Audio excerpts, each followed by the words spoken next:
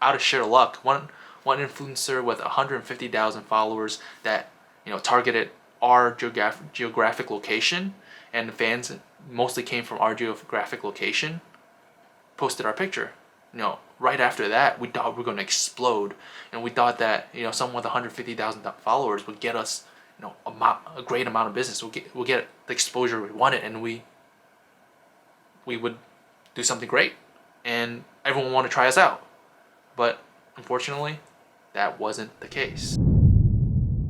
Hey guys, it's Wesley here. Welcome to this channel. On this channel, I document my journey of scaling and growing a virtual restaurant. So, this is a 3-part video. This is the 3rd part. If you missed out on the first 2 parts, click on the button above and check them out before watching this one. So just to recap, this is about 3 reasons we see operators failing within our ghost kitchen. The first one was that they don't understand the fact that this is a whole different business model. It's not the same as dine-in restaurants, and they have wrong expectations and they don't know what levers to pull. Second is that they don't understand the value structure that they're creating for the customers, kind of overlapping with the expectations of a dine-in restaurant. The value that they're creating for a dine-in restaurant is different from a virtual restaurant. And once you understand those values, you can be able to create more value for your customers, allowing them to feel good and want to return and refer you to their friends and families, which is quadratic growth, which can potentially explode your business. And now in this video, I want to talk about the 3rd reason. Operators not understanding and fully knowing the grasp of the digital space and digital arena and the amount of opportunities they have to grow their business. We were kind of like this too in the beginning.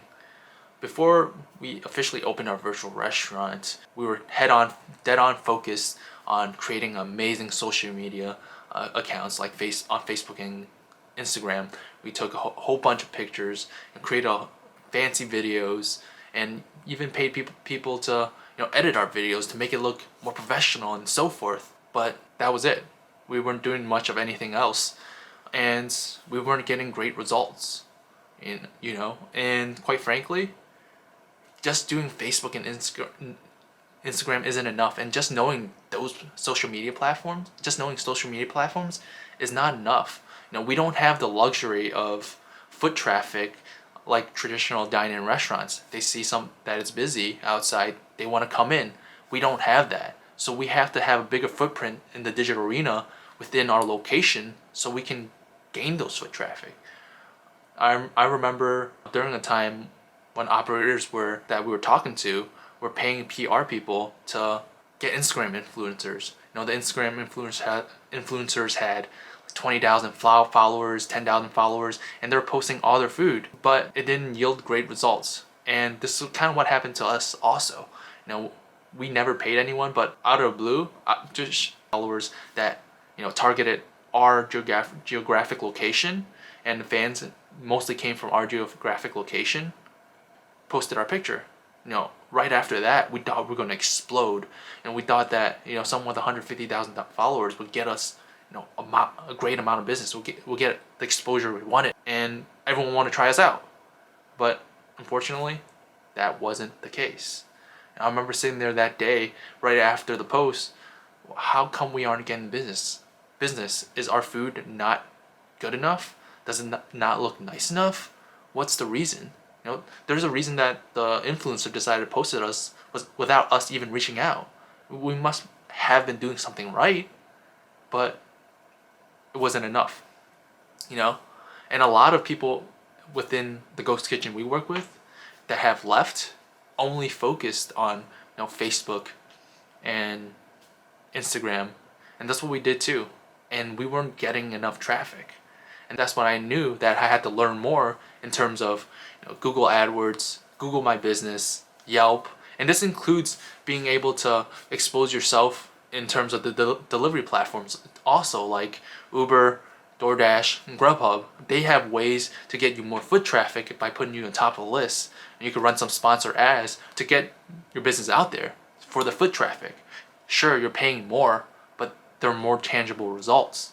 We're wasting a lot of time on posting, just focusing on Instagram and Facebook and having great pictures, hoping that that will be the end all be all. That's not enough. And quite frankly, when I talked to my partner after looking at the results, a lot of our results from our purchases from our direct website didn't come from Facebook and Instagram.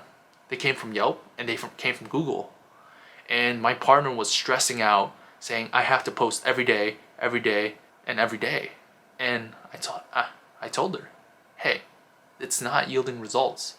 Why are we wasting so much time on it? Sure, focusing on Facebook and Instagram is important to grow your business, but as a startup, we need to do things that work.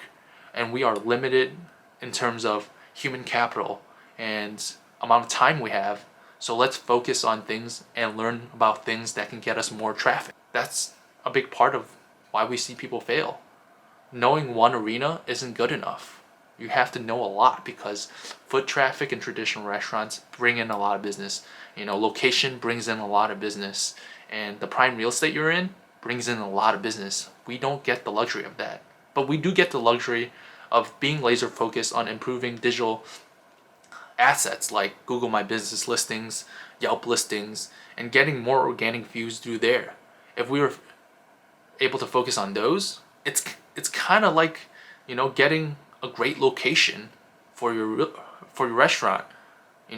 First you'll start off at a pretty poor location if you don't have a lot of backlinks and so forth. As you get more backlinks and you get more organic traffic for your website, you're essentially moving from a very low traffic area to probably the center of a downtown of a large city if you're able to push your keywords to that level.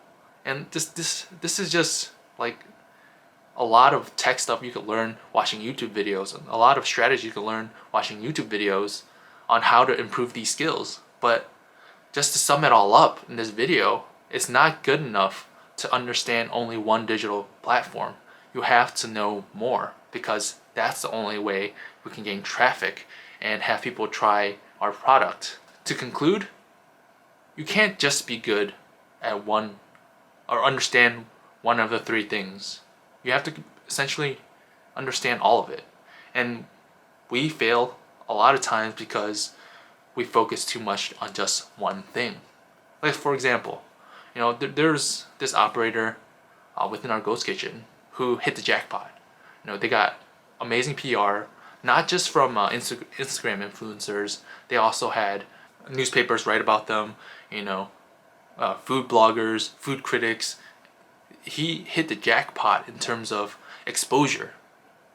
But unfortunately, it was hard for him to follow through, because he didn't understand the operations of it in terms of creating an ease of operation that can potentially allow the business to grow. He was working from 6 a.m. to 11 p.m. just to prepare the food. He creates amazing food, but that's for another video. But that's just an example saying that understanding one isn't going to do it.